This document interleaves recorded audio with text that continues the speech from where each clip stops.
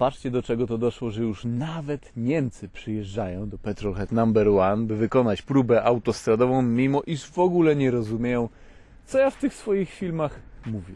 Nie, no żartuję, właściciel Polak, tylko mieszka w Niemczech. Serdecznie pozdrawiamy właściciela. Był już tutaj na kanale jednym ze swoich samochodów. Był to Golf 7 wariant. Auto fajnie się zbierało, było poprzerabiane, miało pakiet Maxtona, chip, zmienił sobie golfiznę na coś takiego. Zobaczcie, to jest w ogóle świetny przykład, by pokazać, że jeśli ktoś kupi sobie Audi A4 bez S-Line'a, to po wykonaniu kilku w zasadzie to drobnych modyfikacji może się taka A4 prezentować w ten sposób, naprawdę korzystnie, grubo. Pod maską mamy tutaj jednak rozsądne 2.0 TDI i w dzisiejszym filmie tak szybciuteńko przyjrzymy się tej maszynie z bliska oraz później wybierzemy się na szybką wycieczkę za granicę.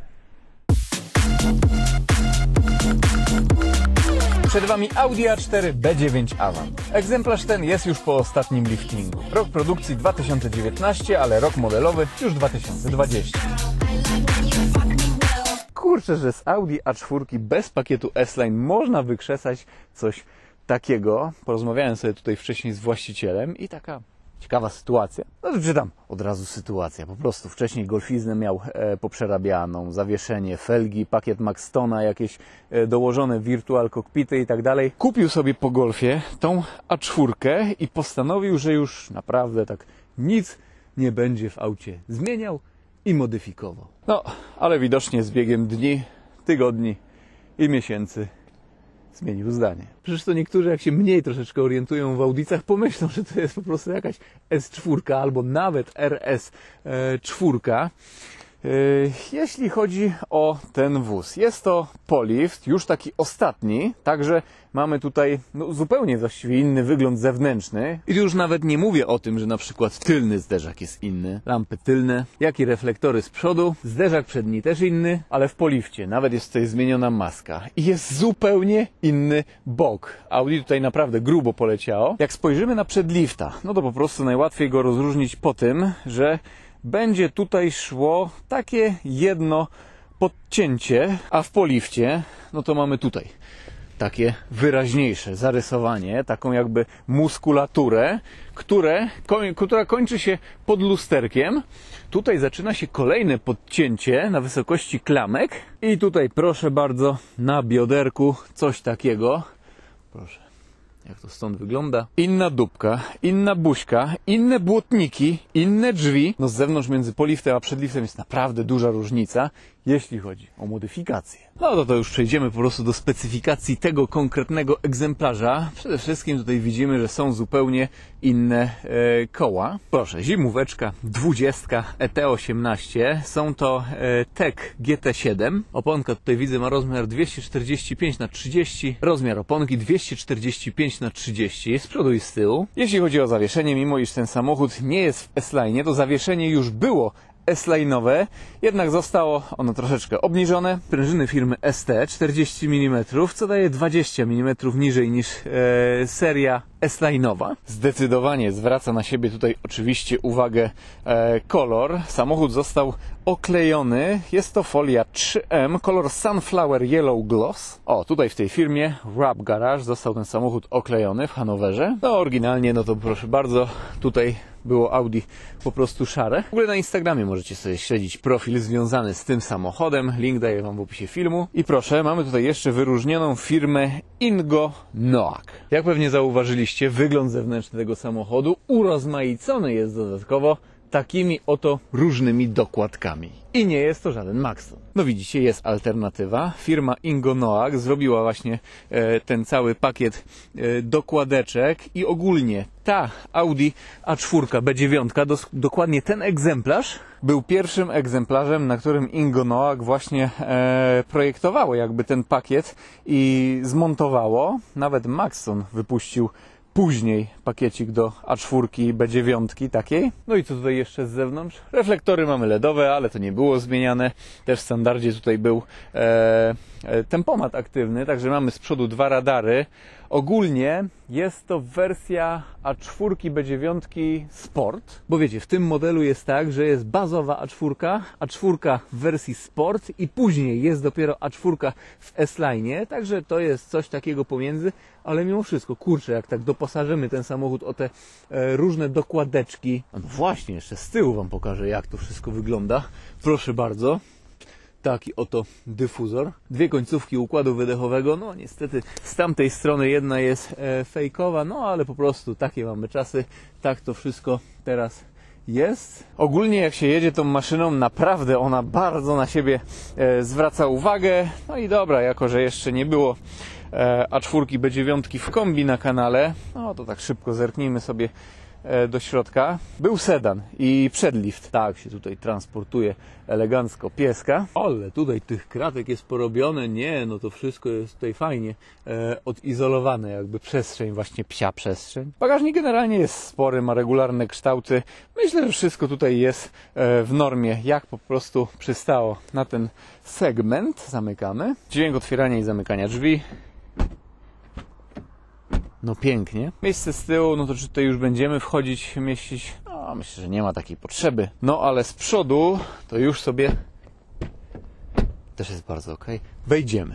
Jeśli chodzi o fotele, no to są one manualnie regulowane, ale nie mamy tutaj tych standardowych takich, że tak to ujmę, orzeszków, tylko tutaj już mamy też wysuwany przód. O! I co interesujące, są to fotele materiałowe, ale mają na przykład masaże. Zamykamy.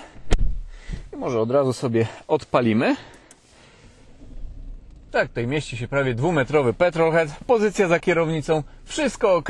A 4 B9 ogólnie jest takim mega optymalnym samochodem. Wprawdzie nie jest to może Skoda Superb, ale nie odczuwamy tutaj jakiejś takiej ciasnoty. Chociaż tutaj z właścicielem rozmawiałem, że Golf 7 wariant wydawał się obszerniejszy. Ogólnie jakiś bardziej praktyczny był.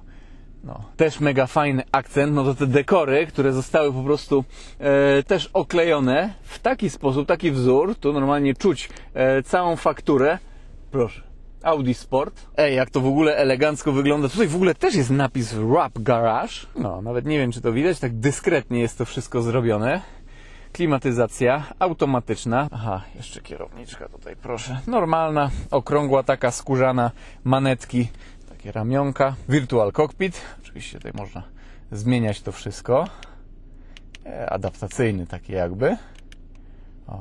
Od razu średnie zużycie z prawie 60 000 km, 6,2 litra, no ale sobie zrobimy tak, tu mega korzystnie, przecież wygląda tak nowocześnie. W ogóle, że mapy Google tutaj są, no i proszę, tutaj sobie akurat to zrobimy do góry, żeby nie zasłaniało.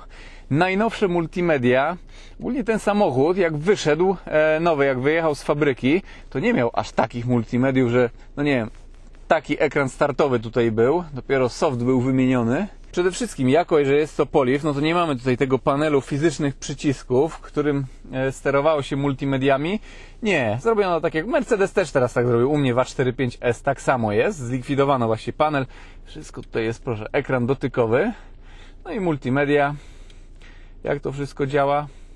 No dosłownie jakiś tam czasami delikatny lag się zrobi, ale tak to animacje, przejścia, wszystko to wygląda bardzo tak estetycznie, tak bym nawet powiedział po niemiecku, tak klarownie. Deska rozdzielcza, oczywiście miękka, nic tutaj nie telepie na wertepach, tu też jest miękko, tutaj jest dopiero twardo. Tunel środkowy jest twardy, ale nic on tutaj nam nie trzeszczy się, nie odkształca. No, jest cisza w tym samochodzie, uchwyty na kubki, odpalanie, no i tutaj tryby jazdy.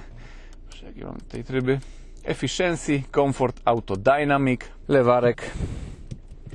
O, proszę, taki joysticzek. No i co, jeszcze taki podłokietnik regulowany w 2 płaszczyznach. Jak Wam w ogóle te dekory się tutaj podobają? Myślę, że jest to bardzo fajny pomysł, fajne urozmaicenie. No i też dzięki nim środek świetnie się tutaj komponuje, przecież z wyglądem zewnętrznym. A zaciski też tutaj zostały lekko dziabnięte, żółte Audi Sport. W ogóle, tu jaka dokłada? Dobra, rzut oka pod maskę i ciśniemy na kołbaskę. Jest to wersja 40 TDI, ale jeszcze nie miękka hybryda, także pod maską pracuje tutaj 2.0 TDI, które generuje 190 koni mechanicznych oraz 400 Nm. Jeśli chodzi o masę tego samochodu w tej konfiguracji, jeszcze tutaj jest automatyczna, dwusprzęgłowa skrzynia biegów, 7-stopniowa. Mamy tutaj napęd naprzód, silnik ten jest bardzo dobrze znany, auto. no nie licząc tych wszystkich modyfikacji, no to waży 1605 kg, także już troszeczkę. I jeśli mowa o osiągach, producent tutaj deklaruje, że pierwszą setkę powinniśmy osiągnąć w 7,9 sekundy. Ale wiecie, mamy tutaj takie koła, chyba nawet z tyłu tutaj są tuleje dystansowe. Tak mi się coś wydawało. Tak jest, chyba jakieś są.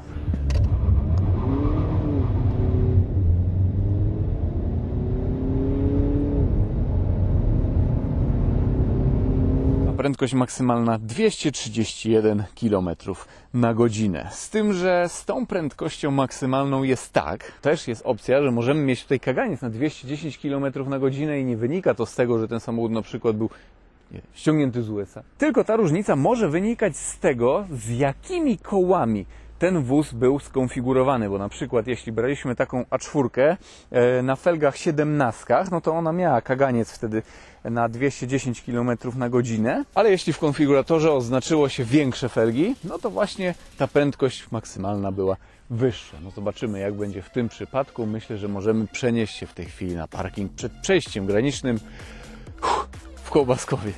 Jesteśmy na miejscu, ale dzisiaj tutaj kontrola, jakieś wertowanie bagaży i sprawdzanie. Palimy. Bez soundcheck, no bo przecież 2.0 TDI, normalny dźwięk 4-cylindrowego dieselka, no co? Mięciutka praca 2.0 TDI przecież. No i okej, myślę, że możemy startować. A pojedziemy sobie tutaj z mapką. Cały ten virtual cockpit wykorzystamy. Elegancko to wygląda. No i dobra, co tam na przejściu granicznym w Kołbaskowie? No tak jak powiedziałem, właśnie tutaj kontrolę dzisiaj ostro. Oczywiście będzie na granicy łapanka. No, tutaj pani z lizaczkiem pani z lizaczkiem wyszła na ulicę. Dobra, będziemy startować. Damy sobie S. OK. I na Dynamic. No i teraz nawet z rolki jak depnąłem przy 50, no to podmielenie tutaj jest. Nie, jak już mamy 190 koni w takim dieselku, no już naprawdę tutaj fajnie się zbiera maszyna. Na co dzień wystarczy. Wiecie, jak mi tutaj nawet do setki wyszło 7,98 czy 7,99, coś takiego, no to kurczę, widzieliście, znaczy nie, no teraz nawet widzieliście, że jest mielonka, no i od zera, no mamy zimówki, jest troszeczkę chłodniej, jest mielenie po prostu. Dobra, ściągnąłem kamerę, no bo tutaj nie chcemy wzbudzać podejrzeń, chociaż ta Audica akurat wygląda tak całkiem wyzywająco, ale wszystko oczywiście jest tutaj wklepane w TIF. O, Ordnung muss sein. Będzie kontrola? Nie będzie kontroli. Ale wiecie, są też tutaj niektóre elementy, które nie wymagają TIF-u. Na przykład lotka na tylnej klapie, chyba wam o niej nie wspomniałem, ale ona na przykład nie wymaga TIF-u. Jest na to papierek, cała homologacja taka jakby, coś takiego. No mam nadzieję, że że perspektywa będzie ok. Wiatr, w stronę Berlina będziemy cisnąć pod wiatr. No i tutaj już niemiecka strona, to ciśniemy.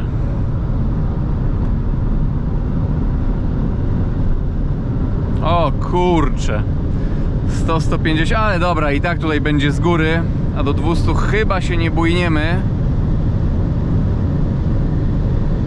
Tak jest, 188 do drugiego mostu.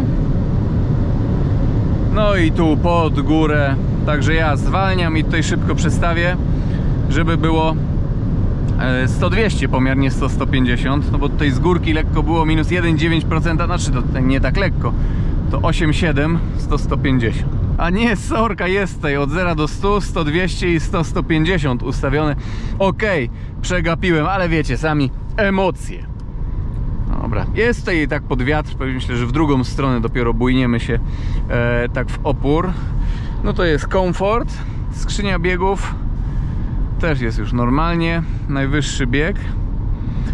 No co, będziemy sobie jechać takie 140 km na godzinę, sprawdzimy prędkości obrotowe.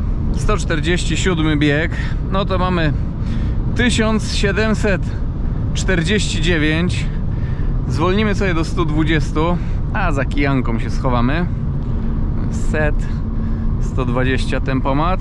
A niech tam tutaj zwolni. Ale Superbik będzie tutaj cisnął, coś czuję.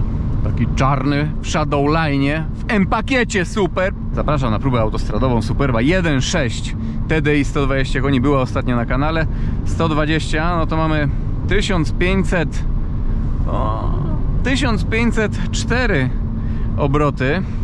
Często pytacie mnie, czy niektórzy mnie pytają, jak ja tak dokładnie patrzę te prędkości obrotowe. Po prostu trzeba się dokładnie przyjrzeć. No teraz widzicie, że musiałem się po prostu dokładnie przyjrzeć. 100 km na godzinę, no to mamy 1259.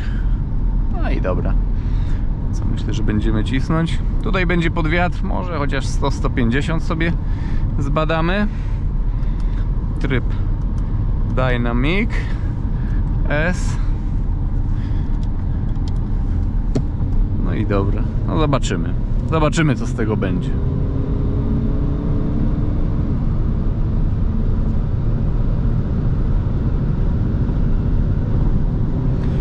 (9.13) i wyszło minus 1% z górki. No może pod wiatr 100-200 spróbujemy od razu. No nie wiem. 6. bieg i tutaj widzę, na 6 osiągniemy VMAX, bo 7 będzie tutaj nad biegiem. No 34 sekundy, ale pod wiatr to było i pod górkę 0,6%.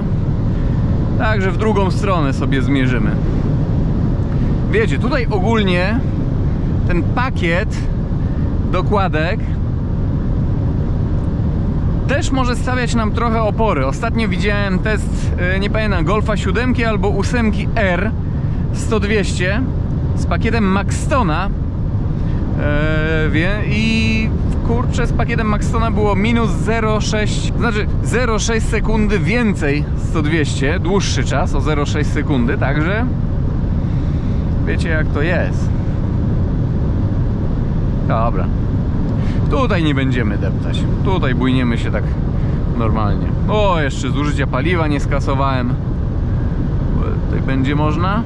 Dobra, skasujemy sobie jak zjedziemy na Szmyn i po prostu w stronę Szczecina będziemy cisnąć. Będzie wtedy pomiar wiarygodny. Drugi zjazd za przejściem granicznym w Kołbaskowie. Da miejscowość Ausfahrt, wiadomo. Nie no, na Szmyn, no kurczę, pieczone. Już nie chce mi się nawet powtarzać w tych testach, gdzie zjeżdżamy na tym drugim zjeździe, przecież to jest jasne jak słońce. Dobra, tutaj policja nie cole. Dobra, zjeżdżają na auto, znaczy wjeżdżają na autostradę, ale tu się kręci wokół nas. Kurczę, tornado takie, colowskie tornado. No ale widzicie, test przemytnika pomyślnie przeszła audycja, nie zostaliśmy zatrzymani do kontroli. To będzie się nazywało test przemytnika. O, może w ten sposób. Dobra, soundcheck.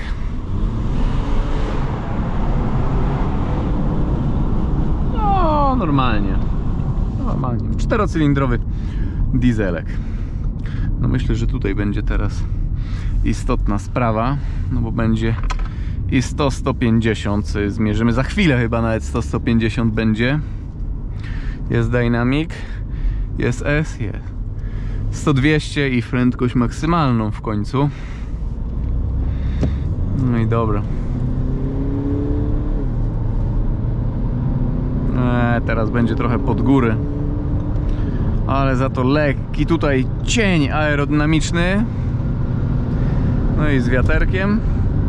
No 0,0 wyszło 8,87 100-150. Ale tutaj odpuszczę trochę gaz, niech sobie wyższy bieg wrzuci.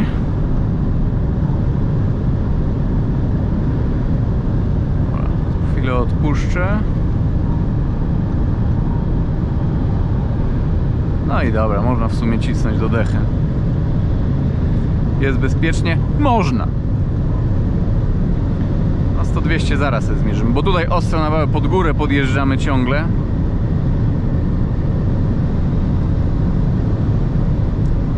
Ale spokojnie. Zawsze jak jest pod górkę Tu później będzie z górki.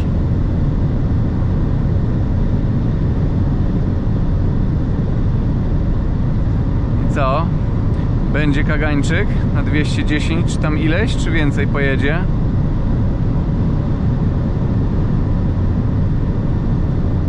No nie. No nie. I to jest kagańczyk na 203, tak 204 km na godzinę i 213 według prędkościomierza. No, nawet nie skasowałem spalania, teraz to mogę zrobić. No jadąc tak, i do 7 bieg już maszyna nawet wbiła. Proszę, 11, teraz spadło nawet na 10. No zobaczcie, takie zużycie paliwa jest przy prędkości maksymalnej tutaj.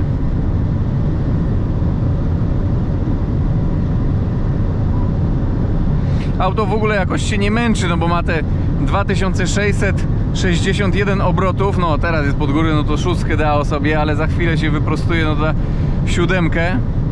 Średnia prędkość 213 km na godzinę w ogóle.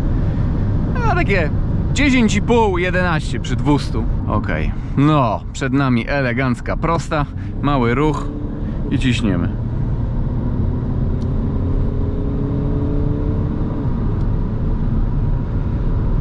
Elegancko, 100-200 normalnie.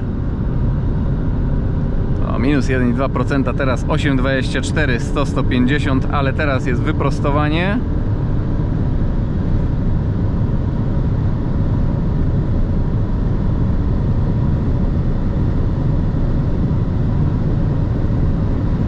No i proszę, 25, 95, tutaj było minus 0,8% z górki. Golfa 7 GTD mierzyłem bodajże na tym samym fragmencie i było jakoś 28 sekund. Tak coś mi się wydaje. I dobra, myślę, że to by było na tyle. Średnie zużycie paliwa to takie 10,9 przy badaniach 100-200 czy też prędkości maksymalnej. Troszkę ponad 10 litrów, hashtag 2.0 TDI, hashtag ekonomia. No szkoda, że ten kagańczyk tutaj był, auto by jeszcze pojechało. Dużo wcześniej, przed szczytem górki już osiągnęliśmy VMAX. 204 km na godzinę według GPS-u, 213 licznikowe. No i tak to wygląda, czasy też znacie. Fakt faktem, troszeczkę teraz jedziemy z wiatrem, nie jest to jakiś orkan czy tam huragan. Huraganowe to mamy dzisiaj colowy huragan, ale jednak troszeczkę w dupkę. Mam nadzieję, że ten samochód, jak i ta próba autostradowa wam się niesamowicie podobały. Było to coś niesamowitego, każda moja próba to coś niesamowitego. Pozdrawiam i do zobaczenia w jakimś kolejnym odcinku, kolejnym filmie. Na razie, trzymajcie się.